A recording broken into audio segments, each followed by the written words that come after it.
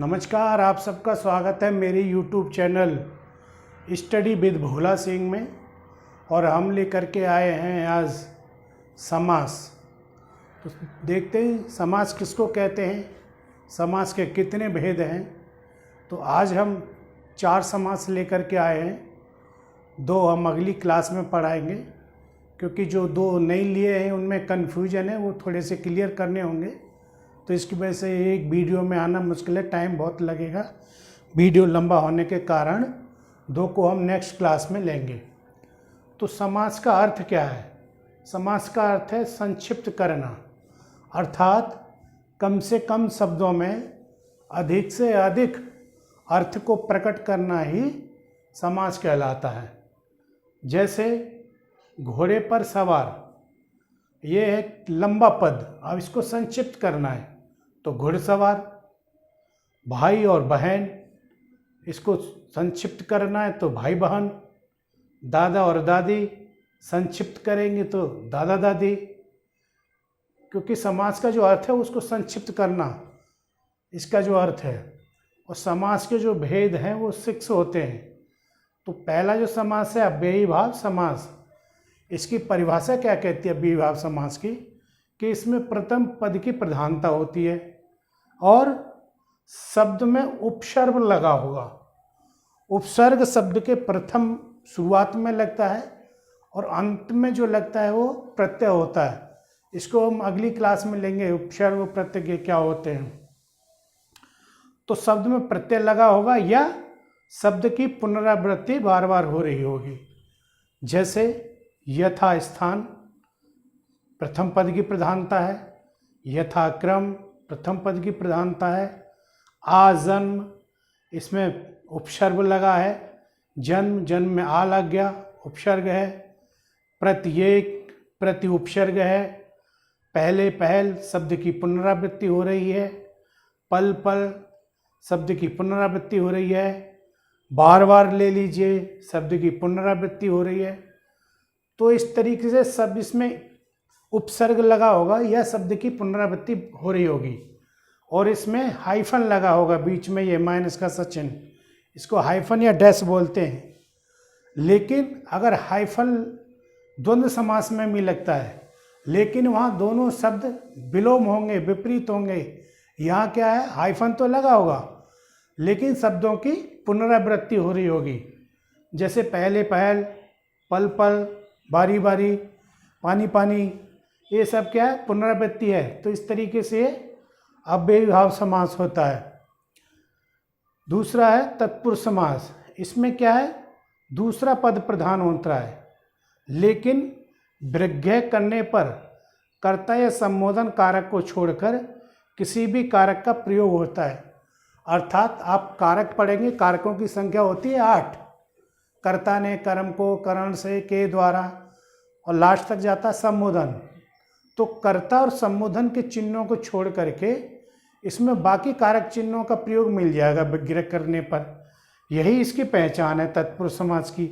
और दूसरा पद इसमें प्रधान होता है। इसमें लिखा है, मैंने परिभाषा को आसान करके लिख दिया, इसीलिए दूसरा पद प्रधान होता है, लेकिन विग्रह करने पर कर्ता और संबोधन कारक को छोड़कर किसी भी कारक का प्रयोग होता है। जैसे ईश्वर दत्त, अब इसको विग्रह करेंगे, इसको शब्द को खोलेंगे तो ईश्वर द्वारा दिया हुआ, द्वारा क्या है, ये कारक चिन्ह है। कारक जब आप पढ़ेंगे, कारक चिन्हों का प्रयोग पढ़ेंगे। जैसे रोगग्रस्त, रोग से ग्रस्त, से क्या है, ये कारक है, ये क्या है, कारक है। जैसे देशभक्ति, देश के लिए भक्ति, ये भक्ति और के लिए ये एक कारक है। गृह स्वामी, घर का स्वामी का क्या है, कारक है। तो इस शब्द को विग्रह करने से सीधा पकड़ सकते हैं कि इसको विग्रह करने पर कर्ता और संबोधन को छोड़कर कारक चिन्हों का प्रयोग मिलेगा इसमें। तो यही इस शब्द की ट्रिक है, ये इसी को पहचान सकते हैं इसी से, तत्पुरुष समास से। तो ये हो गया तत्पुरुष समास। इसके बहुत सारे उदाहरण हैं। देशभक्ति है, ये मैंने दे ही दिया है। राजपुत्र, राजा का पुत्र, इस तरीके से तत्पुरुष समास को हम पकड़ सकते हैं। दूसरा कौन सा है, तो द्विगु समास है। इसमें पहला पद संख्यावाचक होता है, ये इसकी ट्रिक है द्विगु समास की। इसमें पहला पद संख्यावाचक होगा, जैसे चौमासा। चौमासा क्या है, 4 मास। दोपहर, दोपहर का अर्थ निकल रहा 2। पंचवटी 5। त्रिभुवन 3 भवन। त्रिकोण आदि। चारपाई, चारपायों वाली अर्थात खटिया। इस तरीके से इसमें जो पहला पद होता है संख्यावाचक होता है, पहला पद।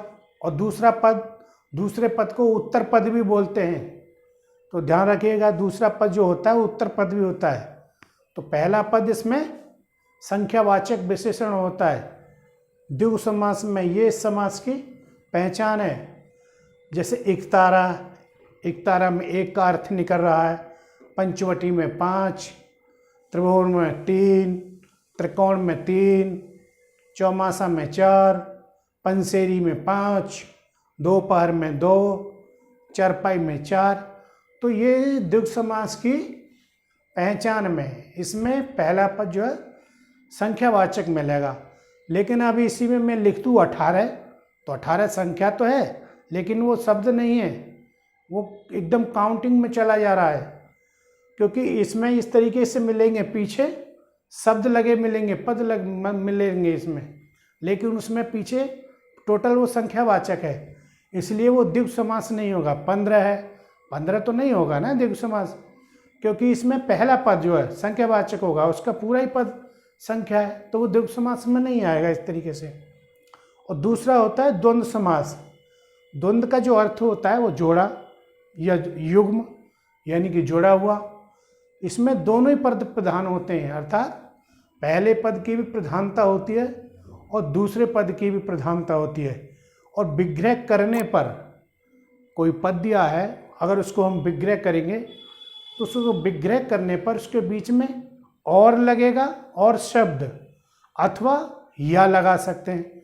तो विग्रह करने पर उसमें और अथवा या का प्रयोग होगा और बीच में हाइफन भी लगा होगा, लेकिन हाइफन तो लगा होगा लेकिन वो युग्म होगा। जो युग्म शब्द जो है, युग्म पद जो है, वो एक दूसरे के विलोम होंगे, क्योंकि हाइफन तो इसमें भी लग रहा है।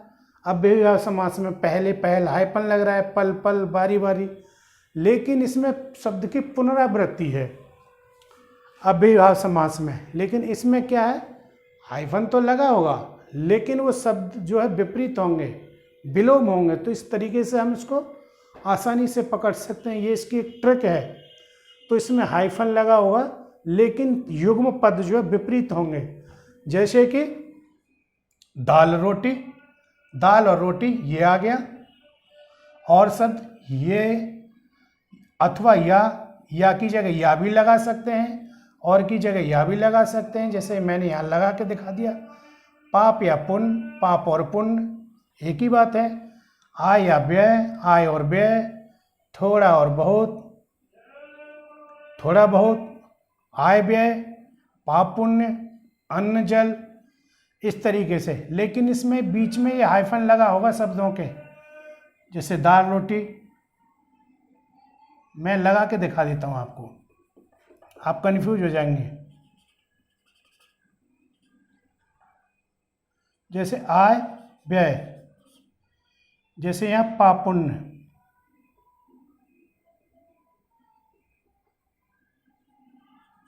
जैसे अन्न जल, दाल रोटी, इसमें क्या हाइफन लगा है, इससे आराम से शब्द को पहचान सकते हैं। दाल रोटी, दाल और रोटी, अर्थात इस दाल रोटी हाइफन को विग्रह करेंगे तो सीधा और शब्द लग जाएगा, हाइफन को हटा देंगे तो या उस और की जगह या लगा सकते हैं। तो इसमें हाइफन तो लगा होगा लेकिन युग्म शब्द जो है, पूरा पद जो है वो एक दूसरे के विपरीत होगा। जैसे आकाश पाताल, आकाश पाताल कैसे लिखेंगे, आकाश ये पाताल।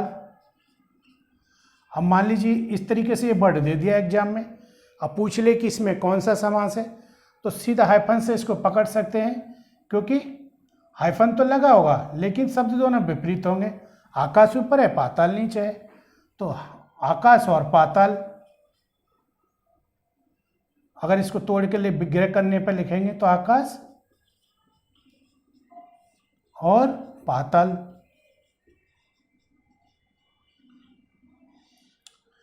इस तरीके से इस शब्द को, द्वंद्व समास को हम आसानी से कैच कर लेते हैं और आसानी से इसको बता भी सकते हैं।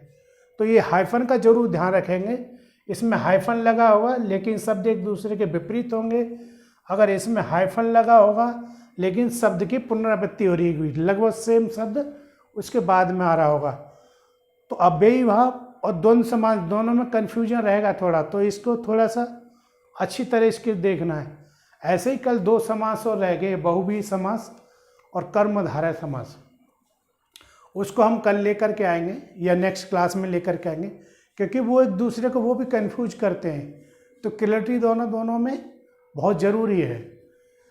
अगर क्लियरिटी नहीं होगी तो ये समझ में नहीं आ पाएंगे। तो क्लियरिटी का ध्यान रखिएगा।